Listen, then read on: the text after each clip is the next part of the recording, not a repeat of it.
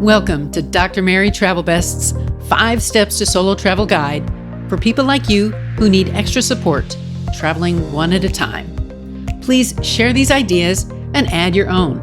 I appreciate your feedback and travel questions, as the Travelbest team is creating a playbook like a workbook and another book for the series called 90 Days Around the World, Part C. In this episode, the FAQ is, would I return to Venice? Today's destination is Venice, Italy, Part 1. And today's misstep is to spend more time in the region of northern Italy. Travel advice: in Venice, get lost.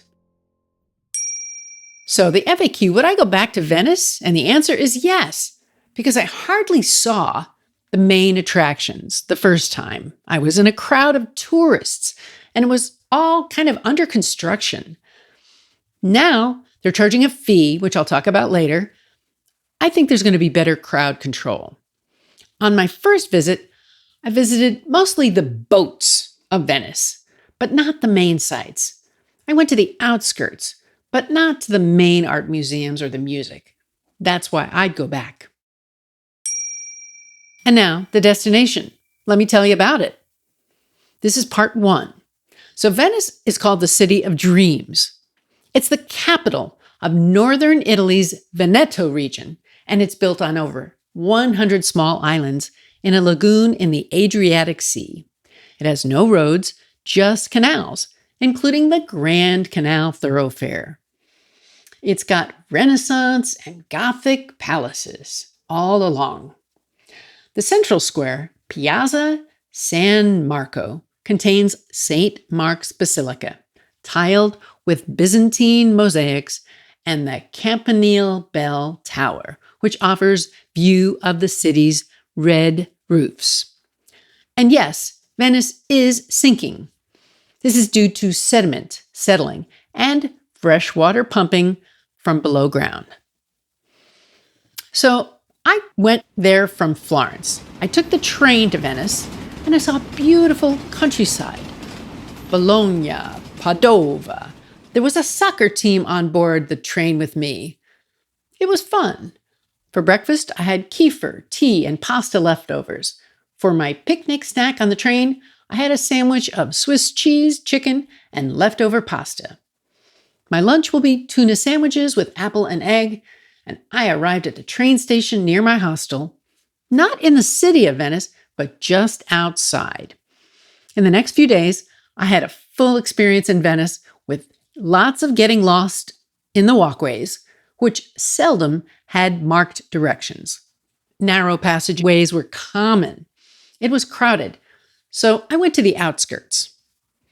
What are the main places to explore here? Well, take the canals everywhere because there are no cars. There were lots of corners, though. I tried to stay away from the glitter and the gloss. Now, here's a fact. 70,000 people live here. Tens of millions vacation here. I hit lots of detours through the city due to the construction. And the Rialto Bridge, that's right in the middle of the busy tourist activity. Now, Venice's origins include a fishing village, a trading empire, economic powerhouse, and has also been controlled by a military arsenal and warships. It's in the shape of a fish. It's an island. And there's causeways connecting it. Now, St. Mark's Square, we'll talk about that a little bit here. It's about an hour's walk from St. Mark's to the train station. Now, you can walk out of the main shopping district. You can take a Vaporetto. There's no city buses, but they're all floating buses, and they make a lot of stops. But you can wind your way to St. Mark's Square for the bell tower. You can see lions with wings at St. Mark's and Doge's Palace, and it's really worth touring. I saw lots of buildings that had art, but next time I want to go back. I think it's the art of wealthy people. Now, if you do get lost, like I did, you can always go in a hotel and get a card with a map. That can help you to find your way. And a little tip for you is kind of look above the crowds if you can. Wander to the edge. Do you want to take a gondola ride? It's about $100 for a ride for 6 people, and it's about 45 minutes. Now, I rode the Traghetto Public for just a couple of bucks, and I had lots of other rides on the different ferries.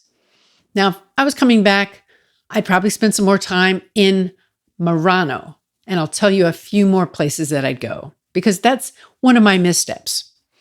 And that's to spend more time in Venice.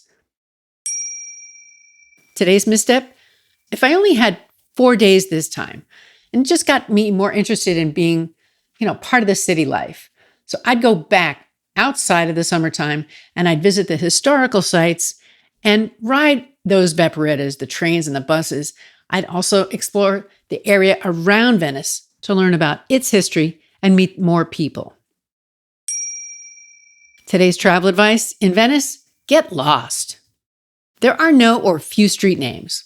It's an island, so you can't get too lost. Any hotel, like I mentioned, has a card with a map. And if you wander to the edge of the city, you're going to find some things that you will not explore on a regular tour. So make that one of your goals, wandering. I want to bring meaning to your future travels, so sign up for the Dr. Travelbest newsletter. That's right. I send news out about once a month with fun facts and interesting tidbits and more about travel. I hope you enjoy it. Let's connect on my websites or social media, and you can find the 5 Steps to Solo Travel series on Amazon. I'd love a review if you can. I need your help so that other people can hear about this podcast. Thank you. What's on your travel bucket list? Tell the doctor and her team of women who travel the world seeking the very best. Dr. Travelbest, that is.